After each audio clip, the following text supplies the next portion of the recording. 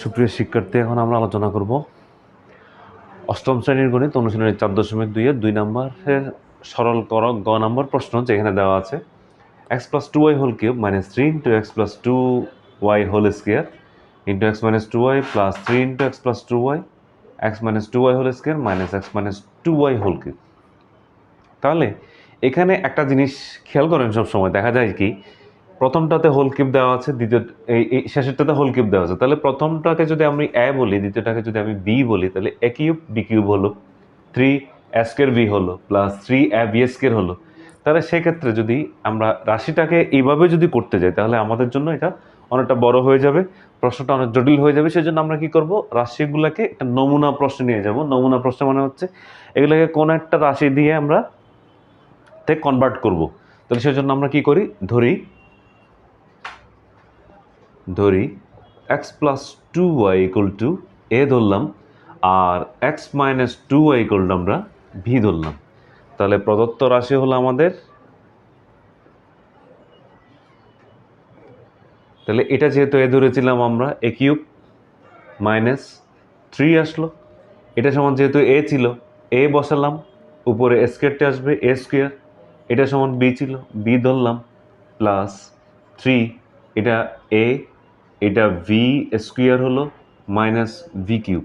তাহলে আমরা যদি বলি a cube minus 3a square b plus 3ab square minus b cube, তাহলে এটা আমাদের সূত্র দাঁড়ায় যে a মাইনাস b হোল কিউবের সূত্র, যেটা সমান আমরা জানি a cube minus 3a square b plus 3ab square minus b cube.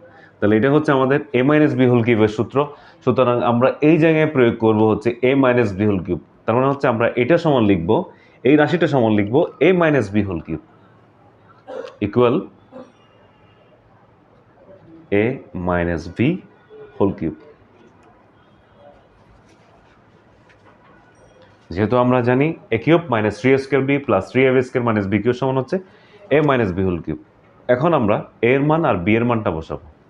এর মান ছিল আমাদের হচ্ছে x + 2y, বসালাম, মাইনাস b এর মান হচ্ছে x - 2y, এটা বসালাম, এই হোল কিউবটা দিলাম। তাহলে আমরা এখানে পাচ্ছি x + 2y। মাইনাস যখন দিব, এই মাইনাসের কারণে ভেতরের সব রাশিগুলোর চিহ্নটা পরিবর্তন হবে। আগে যদি কোনো রাশির মাইনাস থাকে, তাহলে তার কারণে ভেতরের রাশিগুলোর চিহ্নগুলো পরিবর্তন হবে। যদি প্লাস থাকে মাইনাস হবে, মাইনাস থাকলে প্লাস হবে।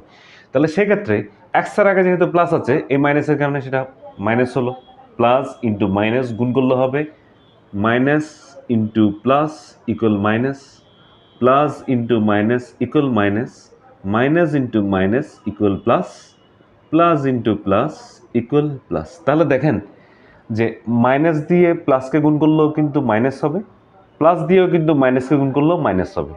তাহলে একটা জিনিস খেয়াল রাখতে হবে যে মাইনাস দিয়ে আমি প্লাসকে অথবা প্লাস দিয়ে আমি মাইনাসকে গুণ করলে সবসময় কিন্তু মাইনাস হবে, আর মাইনাসের আর মাইনাসে গুণ করলে প্লাস হবে, আর প্লাসে গুণ করলে সবসময় প্লাস হবে। এটা খেয়াল রাখতে হবে মাথায়, যে মাইনাস দ্বারা যদি আমরা প্লাসকে গুণ করি অথবা প্লাস দিয়ে যদি মাইনাসকে গুণ করি, সেটা সবসময় মাইনাস। তাহলে এখানে পাচ্ছি এক্স, এ মাইনাসের কারণে এ মাইনাস মাইনাস গুণ করলে, যেহেতু আমরা লিখেছি minus into minus equal plus, এটা প্লাস হবে, তারপর 2y হবে হোল কিউব আসলো। তাহলে আমাদের এখানে দেখা যাচ্ছে এখানে আছে প্লাস এক্স, এখানে মাইনাস এক্স, এই প্লাস এক্স আর মাইনাস এক্স কাটা গেল। আমাদের এখান থেকে 2y, এখানে থেকে 2y হয় আমাদের 4y, উপরে আছে হোল কিউব। তাহলে 4y whole cube, 4y whole cube ইকুয়ালটা আমরা জানি 4y into 4y into 4y।